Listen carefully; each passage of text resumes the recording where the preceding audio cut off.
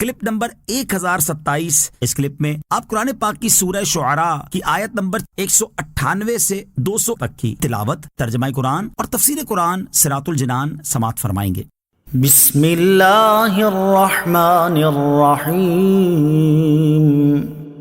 ترجمہ: اللہ کے نام سے شروع جو نہایت مہربان رحمت والا ہے۔ وَلَوْ نَزَّلْنَاهُ عَلَى بَعْضِ الْأَعْجَمِينَ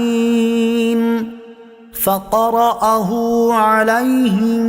مَا كَانُوا بِهِ مُؤْمِنِينَ كَذَلِكَ سَلَكْنَاهُ فِي قُلُوبِ الْمُجْرِمِينَ۔ ترجمہ: اور اگر ہم اسے کسی غیر عربی شخص پر اتارتے پھر وہ ان کے سامنے قرآن پڑھتا جب بھی وہ اس پر ایمان لانے والے نہ تھے، یوں ہی ہم نے مجرموں کے دلوں میں اس قرآن کے جھٹلانے کو داخل کر دیا ہے۔ وَلَوْ نَزَّلْنَاهُ عَلَى بَعْضِ الْأَعْجَمِينَ،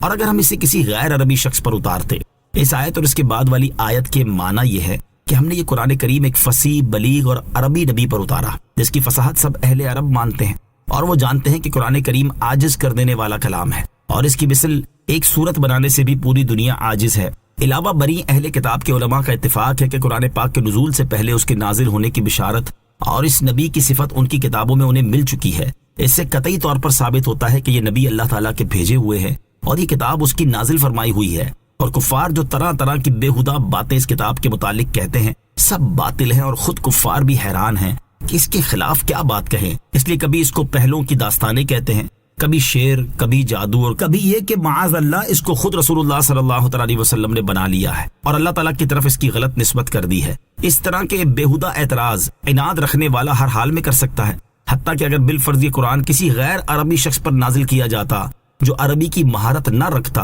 اور اس کے باوجود ایسا عاجز کر دینے والا قرآن پڑھ کر سناتا جب بھی لوگ اسی طرح کفر کرتے جس طرح انہوں نے اب کفر و انکار کیا، کیونکہ ان کے کفر و انکار کا باعث عناد ہے، حق بات قبول کرنے میں ایک رکاوٹ۔ اس سے معلوم ہوا کہ عناد حق بات کو قبول کرنے کی راہ میں بہت بڑی رکاوٹ ہے، کیونکہ جس شخص کے دل میں کسی کے بارے میں عناد بھرا ہوا ہو وہ اس کے اعتراضات کے جتنے بھی تسلی بخش جوابات دے لے اور حق بات پر جتنے بھی ایک سے ایک دلائل پیش کر دے، عناد رکھنے والے کے حق میں سب بے سود ہوتے ہیں، اور عناد رکھنے والا ان سے کوئی فائدہ اٹھاتا ہے اور نہ ہی ان کی وجہ سے حق بات کو قبول کرتا ہے۔ یہی چیز ہمارے معاشرے میں بھی پائی جاتی ہے کہ ایک مرتبہ جس شخص کے بارے میں دشمنی دل میں بیٹھ جائے تو اس پر طرح طرح کے بےہودہ اعتراضات شروع کر دیے جاتے ہیں، اور وہ اپنی صداقت و صفائی پر جتنے چاہے دلائل پیش کرے اسے ماننے پر تیار نہیں ہوتے۔ اللہ تعالیٰ ایسے لوگوں کو عقل سلیم اور ہدایت عطا فرمائے، آمین۔ کذالک، یوں ہی، یعنی ہم نے اسی طرح ان کافروں کے دلوں میں اس قرآن کے چھٹلانے کو داخل کر دیا ہے جن کا کفر اختیار کرنا اور اس پر مصر رہنا ہمارے علم میں ہے، تو ان کے لیے ہدایت کا کوئی بھی طریقہ اختیار کیا جائے کسی حال میں وہ کفر سے پلٹنے والے نہیں۔